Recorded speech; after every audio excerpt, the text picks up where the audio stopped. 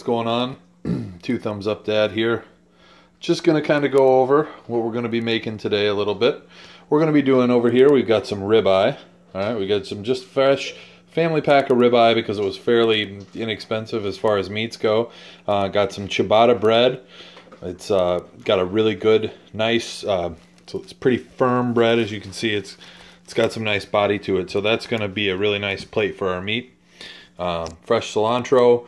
We've got a sweet onion, which we're going to grill up. My neighbor showed me this really great way to make that onion. Throw in some tin foil.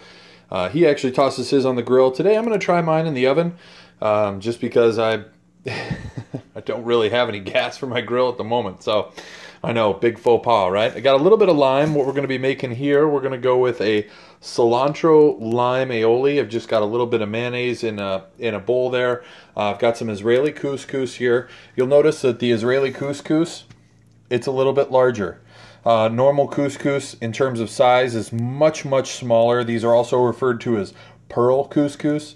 It really cooks up nice. I'm going to show you a little tip that I like to do to pull in some of the flavor of the ribeye a little bit later in cooking, and as always, a little bit of beer there. We got some Hop Slayer. Yeah, for those of you who don't know, Hop Slayer is a double IPA, and it is absolutely delicious. It is made in Lake Barrington, Illinois, so a little bit of a local fanfare there. So, all right, to get things started, I'm just going to take my cilantro here. I'm going to start carving up a little bit of the cilantro, which I'm going to throw in here. To start, I am going to take 2 limes. I am going to take the juice of those and put it right in here. Mix in with some cilantro. Just going to kind of go to taste. I'm going to see what we get. Tasting along the way, you know, every few times I mix it, we're going to kind of see what we wind up with. All right, we've got our cilantro lime aioli here. As you can see, it's pretty. It's the lime actually made it a little bit more runny, which is fine. We don't want it to be too crazy. I actually ended up just using, as you can see, 1 lime just halved, squeezing the juice in there. Made sure to get a lot of that juice out of there. You want to try and get as much out as possible. But that lime juice is pretty potent. And again, this is just going to be adding some acidity. Which, when you've got something really savory like a ribeye, which we're going to sear off here, when you've got something really savory like that on some toasted bread, something like this just layered just lightly across the bread should give it a little bit of an acidic bite, which is going to really kind of snap really well with that savoriness of the meat. So let's get moving along and see what we've got next. Alright guys, I have absolutely no idea how this is going to turn out. But what I've got here is an onion. With the outer layer removed, the ends chopped. You put it in some foil, I guess, like this. I've put on there, you put on your spices and it picks up those spices pretty nicely, so I'm told. I've got rosemary, granulated garlic, a little bit of ground mustard, some paprika, black pepper, a little bit of salt in there, and just for a little bit of good measure, I actually put a dash of extra virgin olive oil in there too, just because.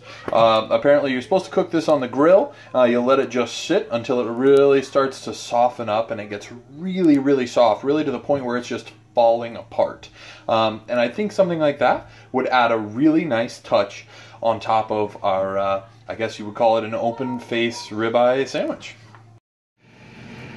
Alright guys, as you can tell, I got my ribeyes prepped and ready, just pretty liberal with a little bit of salt and pepper on both sides. Again, nothing super fancy here. I don't know if you can see, I've got a little bit of steam coming up off my griddle here. Also, I've got my pan heating up over here. I have a lot to make today, which is the reason. Normally I just cook on the griddle.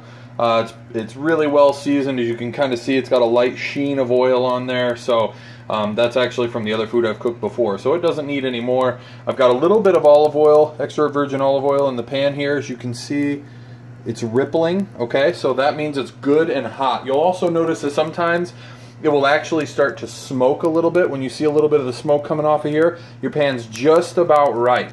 Alright, so what we're going to do now, we're going to take our ribeyes, get them on there with a good sizzle. Alright, we got a great sizzle coming on there. Nice, good. There we go. Okay. I'll throw a couple in the pan over here. Again, that olive oil, you're going to see that kind of coming up a little bit. All right. Again, lay the meat away from you, so that way in case anything splatters up, that meat kind of protects you a little bit. All right, so we're going to let these sear. I don't know how long on each side, and I apologize for the dirty grill, but you know, basically I let them go for about, I don't know, 3 to 4 minutes, maybe 5 minutes on either side. We want to get a real good sear, so right before I flip them, I'll be right there and let you guys see that as well. Alright guys, as you can see here, alright, we're getting a good little bit of a crust there on that guy, alright, which is great. And these guys are a little bit thinner than these guys, which is why I went ahead and flipped them. They are on the hottest part of this, alright, and I want to get a nice medium rare. These guys as well in the pan, you'll notice nice little crispness on the edge. That's going to crisp up real nice. This one didn't get quite as good. I don't think it was quite on the flame as much as the other guy. But you know, you can kind of push down. You start to feel them going through there. I like mine a medium rare, so actually I think this guy's due to come off. This guy's going to stay on a little bit longer. These guys are probably just about due up for a flip, so I'm going to go ahead and flip those guys. Oh yeah, got a real nice, I know it doesn't really show up so well, but it's got a good dark color on that guy. He's going to be delicious. And this guy as well, nice, good coloring on there, nice and dark brown, so that's going to be good, crispy deliciousness. I'm going to pull these guys out. I'm going to pull these guys off. I'm going to put them on a plate. I'm just going to tent them under some tin foil. Nothing crazy. Going to let them rest about 10 minutes, and I think that should get us to a nice medium rare, because they're going to continue to cook. You're going to pull them off of here. That heat, that residual heat's going to still, those juices are hot. They're going to be flowing through the meat. It's going to allow that to continue to kind of cook that inside to that nice pink of that medium rare. So I'm going to put this down while I go ahead and do that, and check in a bit. Alright guys, what we've got going on is the couscous. I don't know if you can really see this now. I'm going to turn off that blower. But if you get in here real close, you can see some of the discoloration of some of the couscous. And that's because I'm toasting it off, okay? You want to, right in that very pan where you cook the meat, you want to get in there, kind of toast the couscous off. You don't want to burn it, but you just want to get it nice and warm. Let it start getting a little bit of that brown on there.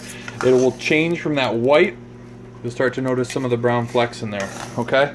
That's tip number 1 for making great couscous. Alright guys, I've added a little bit of spices. You're going to want to play around and figure out what works best for you in your palate. I've got some boiling hot water here. What I have in here, 2 cups of pearl couscous. What I have here is 2.5 cups of boiling water. Okay, we're going to put that right in there. We are just going to let that cook right up. We're going to bring that to a boil. Alright, and you'll notice the great flavor. Now you want to get your tongs in there, okay, and you want to scrape them right along the bottom. You don't want to do this in a Teflon coated pan, stainless steel, because it doesn't pick off any of the Teflon or anything like that. You can absolutely do this in a Teflon coated pan, just don't scrape along the bottom or use a plastic utensil, okay? But you see how that water turned that nice dark brown? We're picking up a lot of that fond. I believe that is the term for the stuff on the bottom of the pan that cooks on there. You can see a little bit of it floating around there. What that is, that's a little bit of extra flavor that we are going to get right there baked into our couscous. The spices that I added, a little bit of oregano, I think it goes a long way. Part of the reason that it's so dark, I added some paprika. I wanted to try something a little bit different. Garlic salt, and then just a touch of salt and pepper. Always add a little bit of salt and pepper to everything. Personally, I really like the flavor, but also salt helps to bring out some of those little flavors that might get lost in some of the mix unless you're doing that. So while this starts to come to a boil, again, you want to bring it up to a nice simmer. I don't know if you guys can see that. We've got some bubbles popping in the back here. So once that kind of comes to a simmer like that, what you're going to do is you're going to put a lid on it, and then you are going to let this sit and cook for about 8 minutes. It's going to be about 8 minutes until this couscous, that water is going to be absorbed by that pearl couscous, and you're going to have something really delicious, because you're going to have that nice beef flavor from the fond on the bottom of the pan, and then it's just gonna have a really nice full flavor with some of the other herbs and spices that you've added. Again, guys, play around. It's not set in stone. It's whatever your tastes are. So I'm gonna put a lid on this thing and let it cook, and let's get toasting our bread. All right, guys, just got some buttered bread. This is that ciabatta bread I'm telling you about. Sometimes they have some holes in there, but what I like about it, it's a good firm bread. Okay, so I'm just gonna set it butter side down. You are going to notice this thing's going to toast off real quick, okay? And it's nothing crazy. You can do it in a toaster. You got a toaster oven? Great. I just didn't want to get mine out today. I'll be totally honest with you. Sometimes I toast them in there. Then you don't have to add the butter. I like the butter. It adds a little bit of that savory flavor to it. As you can see here, our couscous. Oh yeah, that's coming along nicely.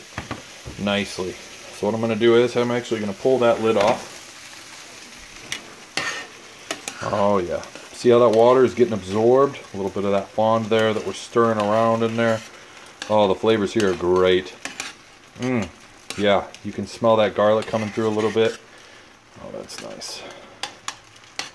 There we go. And you can add anything to this. Whatever flavor really tricks your trigger, that's your thing, then do it. If you like, you know, I added a little bit of oregano in there just because, obviously not a ton, but I like the way that oregano kind of gives it that little bit of an earthy flavor. You know, again, this stuff's going to toast off really nice, pretty quickly. Again, a good hearty bread, and you can just kind of flip it. You know, I might even be flipping it a little bit early because, as you can see, it's still got a bit of that yellow coloring. You might want to let that. I actually prefer it to kind of get blackened up a little bit, a little darkened. Again, just because it gives it a nice little extra flavor. And don't worry about this bread. It is tough. This is a tough bread.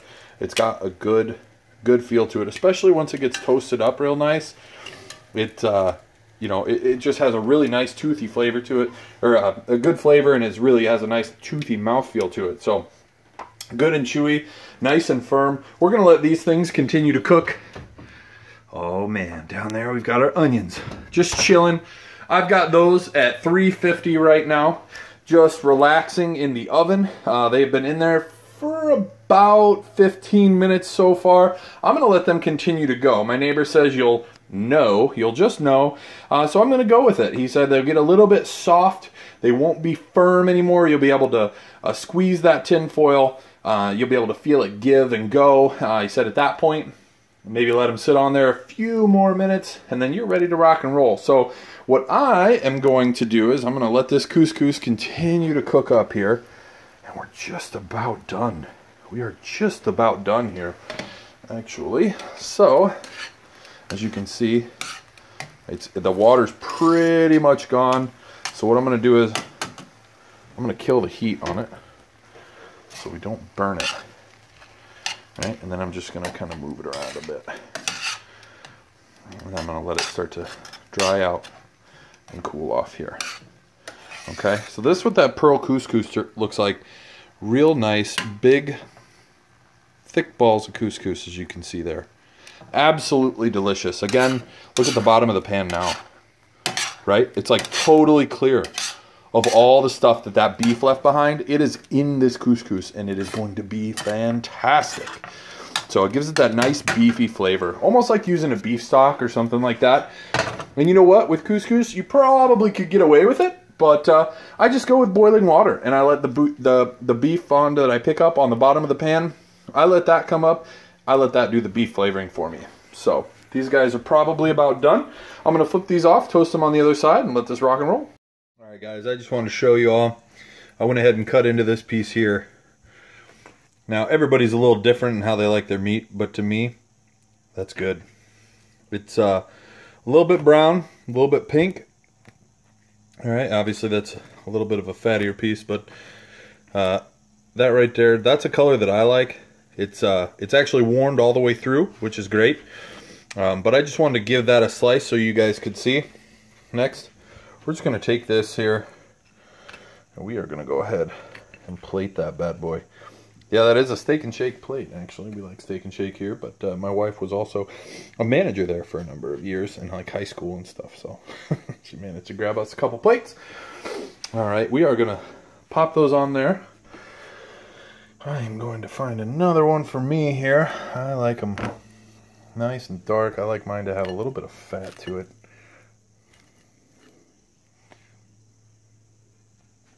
All right, we've got those on there. We are going to go back over here. Can't forget our most important part, right? Okay, we're going to top this guy here. Just a little. Not a lot.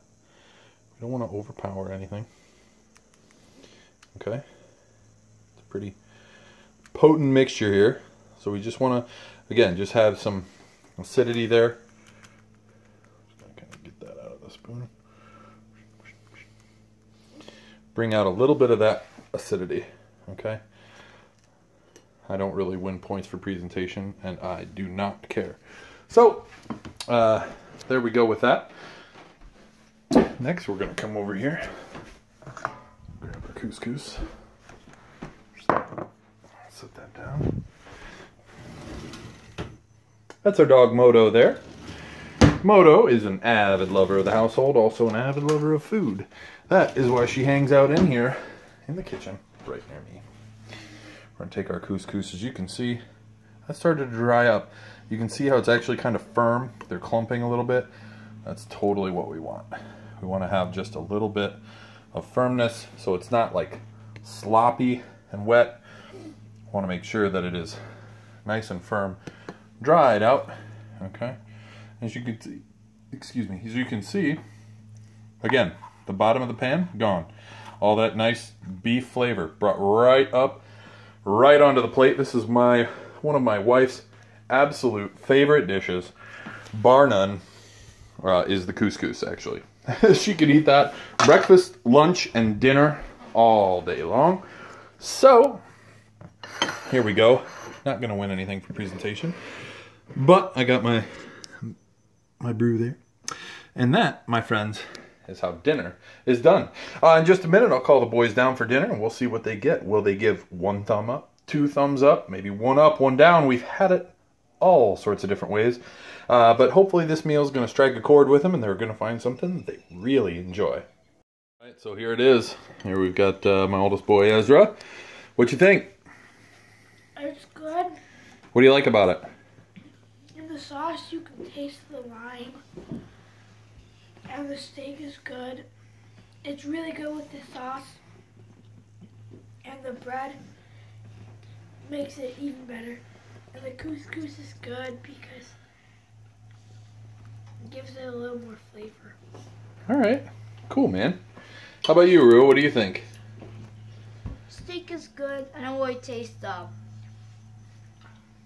bread as the steak is really good. I haven't really tried the steak without the blood. Okay. I don't really mind the sauce. I don't really taste it. The onions is really good. All right. Okay. What do you think of the couscous? Good. Yeah? Yummy? All right. Okay, now here it comes. You know our rule, our guidelines. It's either 2 thumbs up, 1 thumb up, 1 thumb down, or 2 thumbs down. How do you guys feel about this meal? All right.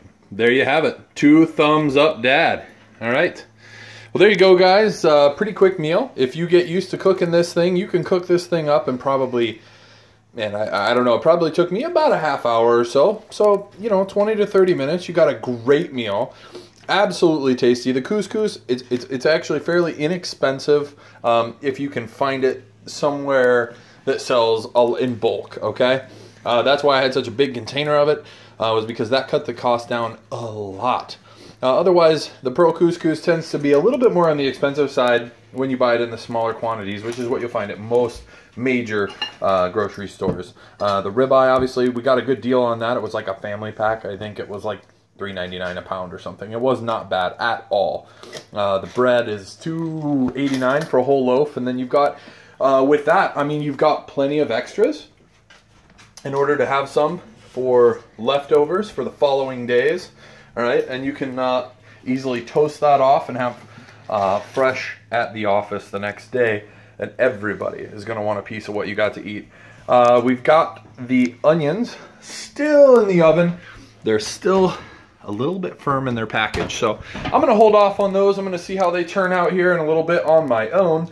But as of now, Chef Dad needs to eat. So signing off. I hope you guys enjoyed the show. Get out there, get cooking. Dad's everywhere. Dad should be in the kitchen. Am I right, boys? Yeah. Absolutely. Cooking, making good food for the family. All right, cheers.